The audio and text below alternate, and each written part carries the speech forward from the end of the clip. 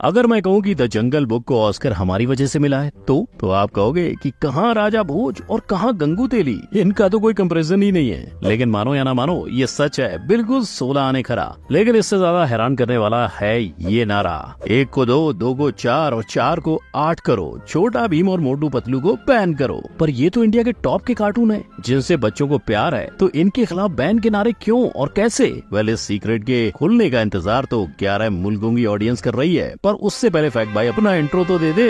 हम फैक्ट भाई जो सीधी बात को टेढ़ा समझाते हैं और टेढ़ी को सीधा। और आज फैक्ट भाई इंडियन कार्टून के बद से बदतर हो रहे हालातों के फैले रायते को समेटेगा और आपको बताएगा कि आखिर ऐसा क्यों हो रहा है। तो वॉल्यूम करो हाई, स्ट्रेस को बाय बाय और चलो करते हैं आज का वीडियो स्टार्ट। लेकिन वीडियो में आगे बढ़ने से पहले एक डिस्क्लेमर डालना जरूरी है। इस वीडियो में दिखाई जाने वाली सारी चीजें फैक्ट्स पर बेस्ड हैं। फैक्ट भाई इस पर अपनी पर्सनल ओपिनियन नहीं थोप रहा है। और सबसे इम्पोर्टेंट, फैक्ट भाई का ये वीडियो कार्टून को खराब बताने के लिए नहीं, उनके खराब होने के जड़ को ढूंढने के लिए है, ताकि उन चुनौतियों को फिक्स करके इंडियन कार्टून वर्ल्ड क्लास बन पाए। तो अब सबसे पहले बात करते हैं छोटा भीम शो की। इस शो को किसने नहीं देखा? पर अब मामला उल्टा है। लोग छोटा भीम को बैन करवाना चाहते हैं। इंटरनेट की गलियों में रेडिट से लेकर फेसबुक और फेसबुक से लेकर पिटीशन साइट्स पे तक छोटा भीम बैन करो के नारे लग चुके हैं। पता है काइको? क्योंकि विलेन को सांवला रंग और कालिया नाम देकर रेसिज्म या चुटकी के गालों पे पिंक ब्लश दिखाकर लड़कियों को स्टीरियोटाइप करना, ये शो सब में अव्वल है। बस एक चीज छोड़कर, इस शो का एनिमेशन।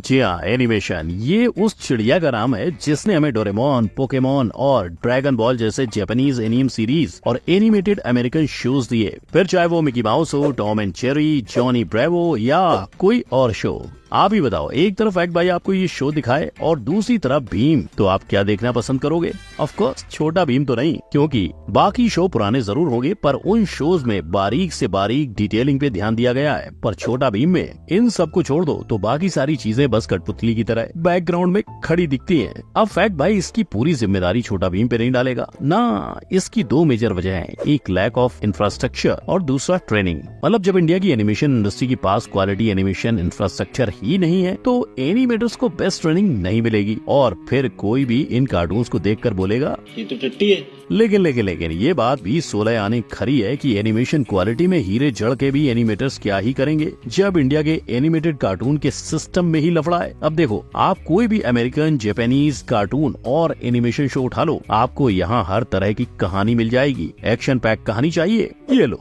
कॉमेडी, ये लो। कुछ लाइट हार्टेड, ये लो। और ये बस कुछ एग्जाम्पल है। लेकिन अब बात करते हैं इंडिया के कार्टून और एनिमेटेड शोज की। हमारी हर कहानी बस एक ही घिसे पिटे प्लॉट लाइन पे चलती है। हीरो विलेन से फाइट करेगा, जीतेगा और अच्छाई की बुराई पे जीत हो जाएगी। ये सेम चीज मोटू पतलू, गट्टू बट्टू और माइटी राजू हर एक कार्टून में देखने को मिल जाएगी। मतलब जिस कैरेक्टर को कुछ सालों पहले चड्डी के अलावा कुछ पहनना नसीब नहीं था, वो दुनिया को बचाएगा। इसके अलावा ना तो शो के साइड कैरेक्टर की बात होती है, ना ही उनका कैरेक्टर डेवलपमेंट, और इसका जिम्मेदार है बॉलीवुड। आप मानो या ना मानो, पर kid Krrish, Astra force, little Singham और स्मैशिंग सिम्बा, इन सारे शोज को देख लो। 2.5-3 घंटे की मूवी को उठाया है और बस उसके आधे घंटे के एपिसोड बनाकर बच्चों को दिखा रहे हैं और उन्हें बेवकूफ बना रहे हैं। और सिर्फ बड़े पर्दे से ही नहीं, अब तो छोटे पर्दे मतलब टीवी चैनल्स पे आने वाले शोज के भी कार्टून बन रहे हैं। सही पकड़े, फैक्ट भाई बात कर रहा है तारक मेहता का उल्टा चश्मा के कार्टून, मजे तारक मेहता का छोटा चश्मा। जब तक ये शो ओरिजिनल रहा सबका फेवरेट था, पर इनकी कहानियाँ खींची गयी तो लोगों ने भी कही डाला बंद करो, हाथ जोड़ के मैं गुजारिश करता हूँ। ऐसे ही शक्तिमान का भी कार्टून बनाया गया था। मतलब कार्टून की तो डेफिनेशन ही बाय डिफॉल्ट ये हो चुकी है कि बच्चे से देखकर हंसे ठहाके लगाएं, पर इसका ये मतलब तो बिल्कुल भी नहीं है कि बच्चों को कुछ भी अनशंट बनाकर टीवी पे परोसा जाए। और अगर हमारी एनिमेशन इंडस्ट्री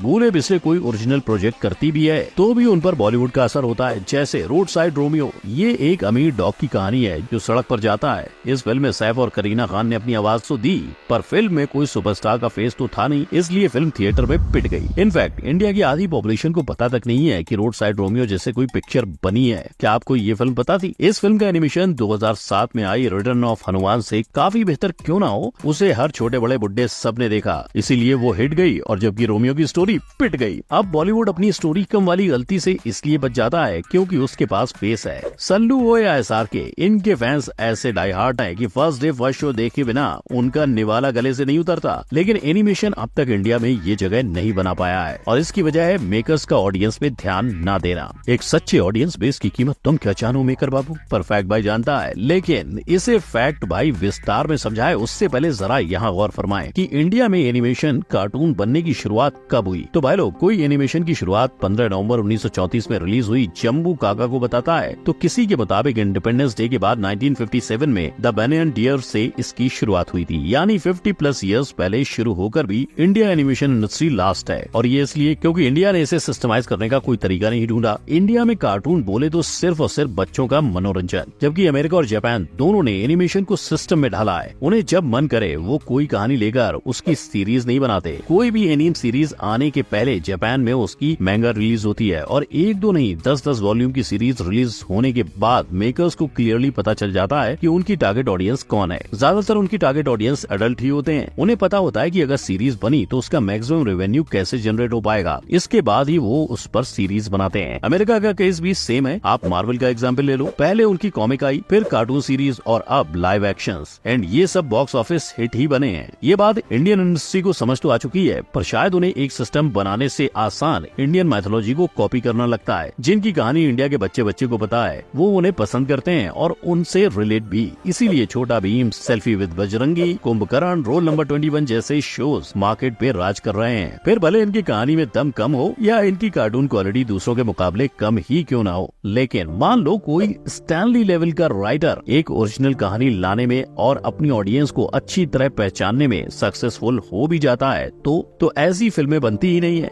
यस, देखो होता क्या है ना, इंडियन ऑडियंस को पिछले 50 सालों का रिकॉर्ड देखकर इन पर भरोसा नहीं है, जिसकी वजह से अच्छी बेकार दोनों फिल्मों को गिनी चुनी ऑडियंस मिलती है और वो फेल होते हैं। और ऐसे फेल्ड पे फेल्ड प्रोजेक्ट्स का रिकॉर्ड देखकर कौन सा प्रोड्यूसर अपने पैसे डुबाने के लिए इसमें पैसे डाले, राइट? पर अगर इंडिया के ओवरऑल एनिमेशन और वीएफएक्स इंडस्ट्री को देखें तो ये बिलियंस में है और 2025 तक ये मार्केट पूरे 190 बिलियन रुपयों का हो जाएगा। लेकिन जब इतने पैसे डाले हैं तो लोगों से गधा मजदूरी भी पूरी कराई जाती है। एमटीवी, निकलोडियन, डिज्नी जैसे ग्लोबल चैनल के लिए काम करने वाले लॉन्गवीर इंगटी कट्टर का कहना है कि इंडिया में स्ट्रिक्ट टाइमलाइन, छोटा बजट और प्रेशर पे काम चलता है। आर्टिस्ट को एक पूरी सीरीज को खत्म करने के लिए 9 महीने जितना वक्त भी नहीं मिलता, जबकि यूएस जैसे कंट्रीज में सेम काम के लिए लोगों को 2 से 3 साल का खुला वक्त मिलता है। तो अब आप ही बताओ किसका एनिमेशन और कार्टून बेहतर होगा, जिसे डिटेल पे काम करने का वक्त मिला या जिससे गधा मजदूरी कराई गई? और मेरे भाई बंधु, ये सोचने की गलती से भी गलती मत करना कि इंडिया को एनिमेशन आता ही नहीं है, क्योंकि ये मानना मुश्किल भले हो पर नामुमकिन बिल्कुल नहीं कि ऑस्कर विनिंग मूवी के लिए इंडिया की एनिमेशन इंडस्ट्री ने काम किया है। फिर चाहे वो 2017 की जंगल बुक हो या फिर लाइफ ऑफ पाई, जिन्हें बेस्ट विजुअल इफेक्ट के लिए ऑस्कर मिला था। अब अब्रोड में एडवांस एनिमेशन और उसके टूल्स होने के बावजूद उनका इंडिया से आउटसोर्सिंग करना मतलब इंडिया में टैलेंट की कमी तो बिल्कुल नहीं है। बात तो सही है। कमी है तो सिर्फ उस टैलेंट को पहचानने